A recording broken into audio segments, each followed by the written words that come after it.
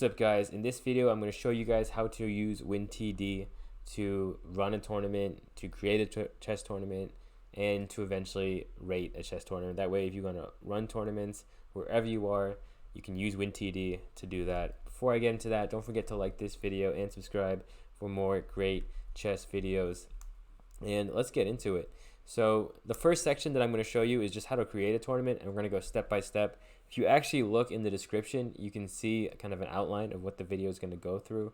Now, I have used Swiss System before. There's two main kind of softwares to use to run chess tournaments. I've used Swiss System. It's really easy as well, but I mainly use WinTD, so that's what I'm going to show you guys in this video. It's really easy. It's really simple. After a couple tournaments, you really will get it down. First couple, okay, maybe something will go wrong here and there, but it's nothing crazy. So first thing you're going to do is just go ahead and create a tournament. So we're going to do file new tournament. You're going to write down what the description is. I'm going to call this coolest chess tournament ever. And you're going to put the date down. 3/9 is the date. That is today. I think you can put 23 the year. It's not a big thing. And none of this will really change. We're just going to go ahead and use modified median. So this is actually the tiebreak that system that you're choosing from. For the most part, just use the normal stuff. Don't try to go above and beyond or do anything crazy. Now next, you're going to have to create a section. So what you normally see is you're going to see like an open section or like a championship section. It's weird that it forces you to create a short title. I don't know why. It doesn't really use this title, but okay, we'll go ahead and say champ. And then for the board numbers, if you want to be a little bit cleaner, you can just do 1 instead of 101. Some people like to do 101 and then go all the way. I don't really get it. And then if you want the next board to be, for example, board 3, which I have no reason why you would want to do that, you can space them out. Now, these kind of things, these are all normal. Now, one thing I will say for blitz tournaments, if you do double rounds, you want to make this 2 games per round. But once again, the default is good, is just 1 game per round. This stuff you can use. I mean, nothing really, for the most part, you're always going to either do the same thing or keep the defaults. Now, these are important, but you can just do it manually or visually. Like if you don't want teammates to play or people from the same place to play, you can just go through and make sure that doesn't happen. And now all this stuff, for the most part, you're just going to do standard Swiss, nothing crazy. So all of this is pretty much going to stay the same, and then you're just going to hit OK. Now, if you want to do multiple sections, you're just going to go File, Section, Add, and then do a second section. Like, for example, we'll say like under 1400, under 14 for the short title. Now here, like this is sometimes like you can do this if you want to be super accurate. Let's say there's like 4 people in the first section. The starting board number would be board 3, and so you can make it whatever you want. That way it flows naturally. Sometimes you're not really sure, so you would first do the pairings, you'd see the board numbers, and then you can change this so it makes sense. So we were just going to add a couple sections, stuff like that.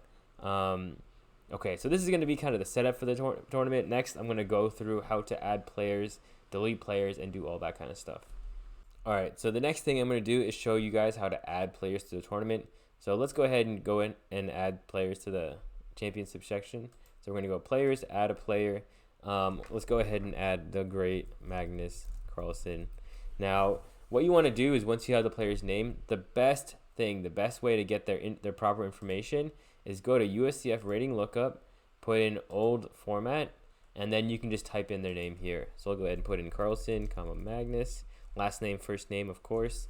Look up their ID, and then you would use this number. So this is going to be their USCF ID. So you go ahead and copy this. You go here. You're going to post this here. Now, you want to manually put the ratings in because that's what they're going to use. Oops. I mean, not that it matters, and not that I'm going to actually do this. But we're going to use this one, and we're going to use their rating, 2914. Just to let you know, a light 2914.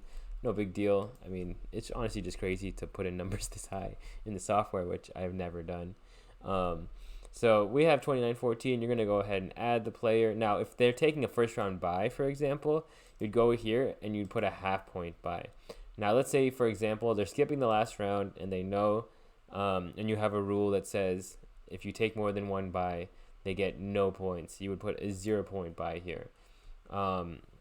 So that's what you would do for the buy section, and you hit OK. Now make sure to hit OK, because if you hit cancel, or if you don't hit OK here, the buys will not save. And this is something that I've learned the hard way, so you definitely want to make sure you do that. So go ahead and hit OK. None of this stuff really matters. You can do all this kind of stuff, but this is kind of just the basic video of how to use WinTD. So I'm going to go ahead and hit OK here. Now, if you want to delete a player, you're going to go ahead and click on section list players, and then go ahead and just hit clear delete. Now, if they're already paired, let's say it's round 3 and you're trying to delete a player, you would actually have to go ahead and delete all their games before you can delete them. Like if a player has been paired, you cannot delete them from the tournament. They cannot be deleted if they have had games. And I'll show you guys how to go through games and kind of go through rounds and delete players a little bit later. So you would just go ahead and do this, add all the players. I'm going to go ahead and do that so you guys don't have to kind of waste time. And then we're going to go into the next section about pairings, how to do pairings, and all that kind of stuff. All right, so now that I've added the players into the tournament, let's go ahead and learn how to pair these people. So first thing you want to do is you want to double check your players. So we're going to go ahead and list the players here. Here we have a nice solid group of Hans Niemann, Hikaru, Magnus, Benjamin Feingold, and Fabiano Caruana. I did an odd number on purpose just so you guys would see what would happen if you have an odd number of players. Now, first thing I'm going to do is go ahead and undo these buys that I put. So we're just going to say no buy, no buy, and now we're going to learn how to pair this. So the first thing you want to do is see your players, make sure everything's good to go, and then click on your section and click pair around. So you're going to hit 1 or hit OK. Now, some people are going to get confused here because you click pair around, but nothing pops up. So what you want to do here is then go to section, list game specific round, go to round 1. And when you're going back through the tournament, if you have to question results, let's say it's round 4 and there was something wrong with the round 2 result, you can go ahead and put in number 2 and those pairings will pop up and then you can edit them. So we're going to go ahead and just do this. So the pairings we see here, so if there's an odd number, unfortunately, the bottom person is always going to get a full point buy, so you get a free point, and you're going to have to just sit out this round. It's an unfortunate part about chess. An even number is always the best, because then no one has to sit. So that's what we're going to do to see. Now, let's say, for example, and remember, be very careful with this. Like, for example, if 2 brothers are playing, you can switch the pairings, but in general, and as someone who's directed a lot of tournaments, I try to leave the pairings as much as possible to whatever the computer said. Now, if it's really obvious or it's a quick fix or it's not a big deal, then we can kind of just switch things around. Like, for example here, let's say that we wanted to see the matchup of a showdown. We wanted to see the great Hans Niemann against the great Magnus Carlsen. We can go ahead and just drag this over here and switch them like this. Now, another way we can do this is we can enter manual pairings. So let's go back over here and keep it how it was. And now another thing, if you want to undo pairings, is there's 2 ways to undo the pairings. It's either you delete all the pairings or you just hit edit undo. So we're going to go ahead and undo game switch, and undo pairings, and now the pairings are gone. So that's how you would undo the pairings. Now, it's kind of robotic. Like if you, for example, let's say we paired both these sections, and then I had to undo only one. You'd have to undo both if you wanted to undo the pairings of the second one. So it's kind of janky, and that's when you see like people kind of panic and freak out when they're trying to change pairings. There's no super clean way to do it. You're just going to do it the old-fashioned way. Now, let me show you guys how to do manual pairings. And you're going to use manual pairings a lot when you have an extra rated section, or you have like you're putting 2 people together. So you make it your own section. So I'll even show you guys how to do it. So section, add extra rated ER, and then we'll just make it like board 5. So then let me go ahead and I'm not even going to add players. I'm just going to show you guys how to manually do it. So let's go back to here and section, enter manual pairing. So now here we want to get Magnus versus Hans on board 1. And we got to make sure it's the first round. So remember, if you're doing it for round 3 or 4, make sure the round is correct. And also, like, if you want to make it clean, make sure the board number is correct. So we're going to go ahead and put Magnus versus Hans Niemann. And let's say, for example, Hikaru and Fabi are just like, we cannot play each other. It's impossible. We're rooming together. If we play each other, it's going to be super awkward.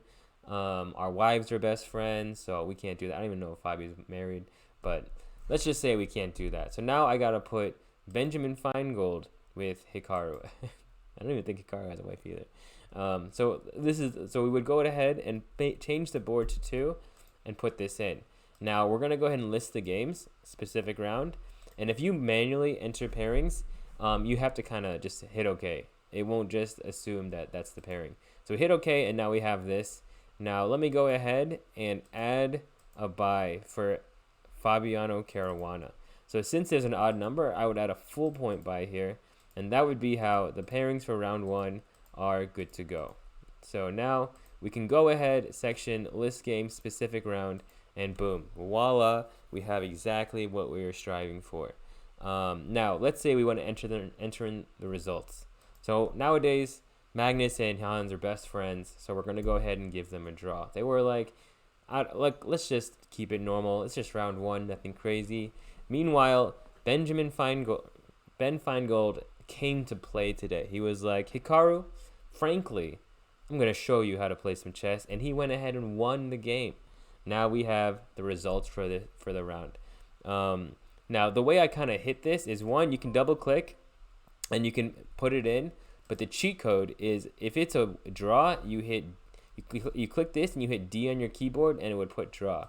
And if it's a win, you would click on this and you would just click W on your keyboard. And that would be the shortcut to win. Now let's say, for example, let me edit and undo these results. So let's say this was still a draw, but Hikaru actually won. So instead of hitting W here, I would hit L, because L is going to signify a loss, and it's always the player on the left.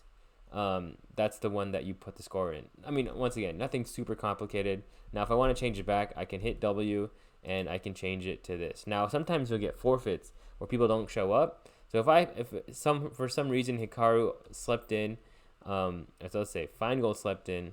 Sorry, Hikaru slept in, and Feingold got the forfeit win. You would go ahead and put this. Now the difference, and for pairings this is important, is the difference is if there's a forfeit, that means there's no rating change. So if one player shows up, you don't give them a win, you give them a forfeit win. That way the software will know that I don't deduct rating because the guy didn't actually show up. So this would be how you kind of deal with that.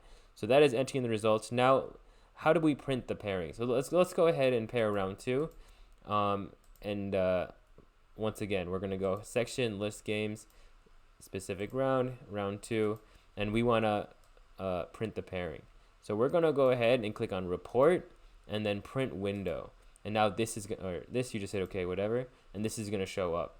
So from here, you just kind of hit OK and it prints. Now, if you want to email the pairings, you do Microsoft print to PDF, and then after this, it's going to have you save the pairings. So then you're going to save the pairings. You can email it to whoever, you can send it to whoever, and now they can print this. Another thing you can do is, I think you can open this up and then you can post this on a website.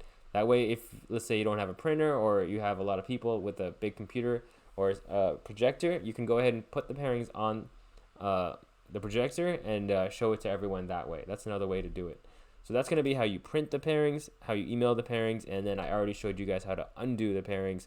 So that's going to be everything that you really need to know for pairings. Once again, let me go ahead and show you, if you want to look at the past, section list games, round 1, and if I had to change result, I would go ahead and edit it here.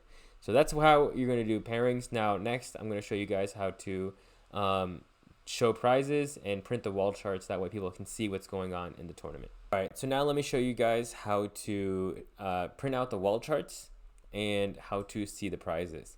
So for the wall charts, we're going to go to reports, print wall chart, and then here you can select it based off rating or by score. I mean, those are the two most common. I would say the most common is by rating, but you can also put it by score. That's going to just put it like whoever's scoring the highest will be first, second, third, fourth, and by rating, just the highest rated, second highest rated, third highest rated, and they will print all the details. It's definitely a good look for tournaments. Like the last tournament I just ran, everyone was like, wow, it looks really professional. It was really cool that you put it there. So I would definitely recommend that you guys go ahead and do that. Now, if you want to see the prize list, who won, you're gonna click on reports, show prize list, and we're gonna go ahead and do it without the tie breaks first and hit OK. So we got Magnus and Hans tied for first place, of course, because they're best friends. They're always splitting things and working together to have a good time. Fabi got third, and then Hikaru and Feingold were tied for the fourth spot. Now let's go ahead and report show prize list and go ahead and use the tie breaks. So this is really important if you have like a trophy for first place. In Europe, actually, they use tie breaks for cash prizes too, which is really annoying because if there's a big split, like actually the last tournament I played in Europe, I tied for second, but on tie breaks I got like last place, or not last place, but like sixth place out of like 7 people. And second place was like $1,000, and the place I got was like $250. So it mattered for me, though I got my norm, so I didn't really care. So we're gonna go ahead and select use tie breaks, and now you're gonna see they're gonna go ahead and show you the tie breaks. There's a couple different ways to do it. I mean, this video is not a tie break video, so I'm not gonna really get into it. But you can see that on tie breaks, Magnus went ahead and got the victory with first place. And then you can go ahead and pay out whatever you got to do. You got your prize list, you got the tie breaks, and now the last thing that I'm going to show you guys is how to submit this to get this tournament rated on USCF. Alright, so in the last part of the video, first thing I want to show you guys actually is how to save your tournament. Now this is really, really important because like if the tournament gets deleted or you don't save it and it gets deleted, everything goes. So definitely after each round, you should be 100% saving the tournament. Also, make sure your laptop is charged. I know that's common sense, but you'd be surprised. So let's go ahead, and I'm going to make a new folder for this, just called new, and I'm going to call this YouTube Video Cool Champs. And we're going to go ahead and save it in here. All this information, tournament info. And then you just keep saving it throughout, just making sure nothing crazy happened. So we have our prizes. Now we're going to make the rating report. So USCF, make rating report. So should the section be rated? Yes. In general, everything's going to be yes. Yeah, so I didn't do anything here. So yeah, go ahead and do without it. Yes, go ahead and do without it. And now this is going to come up. Now, basically there's 3 files that are very important. And I'm going to go over them in a sec. But you're going to want to make sure they're saved in the right spot. So I'm going to go ahead and save it here, select folder, and now you're good to go. Now, one bug that I've seen when you can make this is sometimes it doesn't save or it's cancel. Just make sure you save your tournament, close it, open it up again, and it always works like a charm. Everything is good. So next thing you want to do is put in the time control. This one is not going to matter because you get to put it in again, and that's the actual one that matters later on when you're submitting the rating report. But we're going to go ahead and just put like game 25. And you put a semicolon, D5 plus 5. I guess those are the only 2. So let's go ahead and just put D5. Something to know, though, is game 30 is classical and rapid rated. Game 25 is only rapid rated unless you have delay or increment. So 25 plus 5 is going to be classical rated and quick rated. 25 and 5-second delay is also going to be like that. So if you're trying to run a tournament and you want to make it faster, but also make sure that it's rated in the classical, for classical chess, like real chess rating, 25.5 is the lowest you can go. So now this stuff doesn't really matter. For the most part, though, just do this. As you can see, like dual rated is 30 to 65, including 25 plus 5.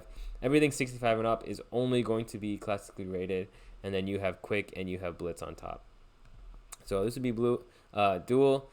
Section ID, you can put this here, but once again, it's going to come up later. And now you're good to go. So this is basically where you finish using the software and where you're going to now put in this stuff for ratings. So I'm going to go ahead and go back to the beginning. So you're going to go to USCF, you're going to sign in. And then to be rated, you gotta have an affiliate. You gotta like pass a test or whatever you gotta do now. You gotta do that stuff. So my affiliate is Choice Chess. So I'm gonna go ahead and click on this, and then you're gonna scroll down and click on Tournament Rating Report. So right here. So Tournament Rating Report, and it's gonna take you to the USCF website. where you're gonna have this. So file name, we're gonna call it champion or Cool Chess Players Championship. Yeah. And then you're gonna upload these files. So we're gonna go ahead and go back to here, chess, WinTD. And as you can see, I have a million folders because of all the different things I do. And then and it goes in order. So you just do this, you do this, and you do this. So you put this all in. You're gonna put the dates. I'm gonna go ahead and put 3/9/2023. Sorry, I'm an idiot. 3 and then 3/9/2023. Don't know if the year is so important. You put in your ID. You put in the time control, game 25, delay 5, or you can put +5 as well. And then you would upload the tournament data. So I'm not gonna actually upload this. I don't want to create any red flags of the secret tournament where Magnus, Hikaru, Hans Niemann, Feingold, and Caruana all played each other. Could lose my license for that. So you basically just hit upload tournament data, and then you'd have to go through, make sure everything's okay. Some common errors that I see are going to be expired USCF memberships. So if you're running a tournament, what you want to do is when you put these people's names in, so let's say I put in a good friend of mine, Peteman Carter. So you're going to want to make sure the expiration date is past the date of the tournament. So actually, Carter, for example, his membership is going to expire in about 2 months. So if it is like, for example, if this was like January 3rd, it would be expired. And this is always a killer because you can't rate a tournament until everyone is up to date. So if let's say you have a tournament of 40 people and one person is expired, you can't rate it until that guy gets a membership. Now, a couple of things to do if they don't get it or if they refuse to do it. The old-fashioned way is you can go through each round and delete their games. So unfortunately, their opponents won't get the rating, but at least you can rate the tournament. So that's one fix. Another thing that you want to do is you can call them, text them. You can pay actually a $10 correction fee or a $20. You can buy them a $20 2-month membership. And then they will have a membership whether they like it or not, and then you can rate the tournament. So these are kind of the desperation moves if you need to. Another one that you're going to see is performance override. So if someone plays really bad or someone plays really good, I mean, it's nothing crazy. You're gonna have a notification that says, "Is this legit?" And then you're just gonna click on it and override it. Basically, it's just trying to raise a red flag. Maybe there's a problem in the results. So you're going to check it that way. And then another great thing to know is you can't do a match with someone 400 points higher rated than another player. And a match, I think, is 2 games or more. So let's say I'm about 2,400 and I played someone who's rated 400 points. If I played them more than once, it would cause an error that says, hey, you can't play this guy that many times. It's a match. You have to be at least within 400 points of the other player. So that is kind of the big things to know for submitting the rating report. Now, if you do have any issues, if something does come up, what you want to do is Google USCF staff chess, and let me show you the guy that you want to contact. So his name is Corey McCormick. Honestly, just one of the nicest guys ever. Has been really accommodating. Anytime there's an issue, he's always quick to fix it, quick to pick up, quick to get on it, and no problem at all. So if anything does come up, I would call him. He is the lifeline for tournament directors. Does a really good job. For example, if you have a guy that hasn't signed up and you tell Corey, he will actually go ahead and call them and double check and try to figure out how do we get this guy signed up. So that's another very useful thing that you're going to see from the USCF. So for the most part, that's pretty much it. So I mean, not the shortest video, but definitely start to finish. If you watch this, you follow the outline, you will know how to use WinTD to run chess tournaments. And from there, you can have a very entertaining life. You can run tournaments. I didn't really talk about credentials in the beginning, but I'll close it that way. Like, I've run tournaments for now a couple years now, like a lot of tournaments, pretty much once a week. Now moving on twice a week. Tournaments with 40 people, 50 people. It's really not that hard. You just got to be on top of things. You got to just be very organized. I would say the night before, do all your prep work. Do everything, write everything down, fill in everything. And then the day of, if things happen, just trust yourself, do what you got to do, and just try to provide a smooth experience for everyone playing. So that is it for this video. If you guys get really good at TDing, you'll realize how entertaining it is.